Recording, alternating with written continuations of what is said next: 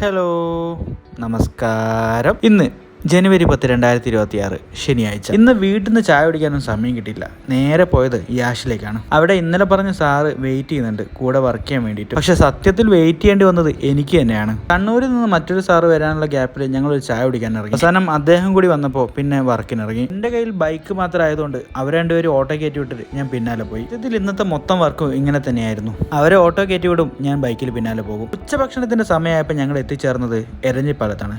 പക്ഷെ അവിടെ എവിടെയും അന്വേഷിച്ചിട്ട് നല്ലൊരു ഹോട്ടൽ കിട്ടിയില്ല. അവസാനം ഇത് കണ്ടെത്തി.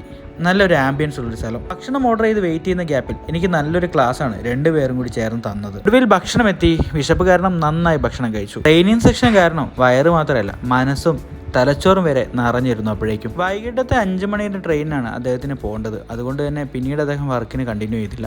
പിന്നെ ഞാൻ എൻ്റെ വർക്കുകളുമായിട്ട് മുന്നോട്ട് പോയി. ഇപ്പോഴാണ് അടുത്തൊരു മുതലിനെ ഞാൻ കാണുന്നത്. ഇന്നലെ പറഞ്ഞ പോലെ ഇതൊക്കെ നമ്മുടെ സ്വപ്നങ്ങൾ മാത്രമായി മാറുകയാണ്. വൈകുന്നേരമായി വീട്ടിലേക്ക് മടങ്ങുമ്പോഴാണ് ഒരു സിനിമ കണ്ടാലോ എന്ന ആഗ്രഹം മനസ്സിൽ മുളയ്ക്കുന്നത്. നേരെ വെച്ച് പിടിച്ചു നമ്മുടെ ഹൈലൈറ്റ് മാളിലേക്ക്. നമുക്ക് തോന്നിയമാരുള്ള സമയത്ത് സിനിമ കാണണമെങ്കിൽ പെലാക്സി പോലുള്ള സിനിമ തിയേറ്ററിൽ പോകുന്നതായിരിക്കും ഏറ്റവും ബെറ്റർ. അങ്ങനെ ഒരു പടത്തിന് ബുക്ക് ചെയ്തു. 7 മണിയോടെ സിനിമയ്ക്ക് തിയേറ്ററിൽ കയറി. ഞാൻ എത്തുമ്പോഴേക്കും പടം തുടങ്ങി കഴിഞ്ഞിരുന്നു. ഇതിനെനിക്ക് വിഷമം തോന്നിയെങ്കിലും ഈ പടം ഏതാണെന്ന് പോലും പറയാൻ പറ്റാത്ത അവസ്ഥയിലാണ് ഞാനിപ്പോൾ നിൽക്കുന്നത്. സത്യത്തിൽ ബാഹുബലിക്ക് ശേഷമായിരിക്കും പ്രഭാസിന് ഫാൻസ് വരുന്നത് കേരളത്തിൽ. പക്ഷെ ഞാനൊക്കെ പണ്ടേ അങ്ങേരുടെ കട്ട ഫാനാണ്. എനിക്ക് പോലും ഇത് മുഴുവനായി കണ്ടു തീർക്കാൻ പറ്റിയില്ല എന്നാണ് സത്യം. പടം കഴിഞ്ഞ് പുറത്തേക്ക് ഇറങ്ങുമ്പോൾ ഒരുപാട് രാത്രിയായിരുന്നു. കാരണം പടം 3 മണിക്കൂറിന് മുകളിലുണ്ടായിരുന്നു. അങ്ങനെ വീട്ടിലേക്ക് മടങ്ങുമ്പോഴാണ് അമ്മ വിളിച്ചിട്ട് പറയുന്നത് ഭക്ഷണം പുറത്തുനിന്ന് കഴിച്ചിട്ട് വന്നാൽ മതിയെന്ന്. അങ്ങനെ പുറത്തുനിന്ന് ഭക്ഷണമൊക്കെ കഴിച്ച് ഞാൻ വീട്ടിലേക്ക് മടങ്ങുമ്പോൾ ഇന്നത്തെ എൻ്റെ ഡയറി കുറിപ്പുകൾ അവസാനിക്കുന്നു. എല്ലാവർക്കും നന്ദി.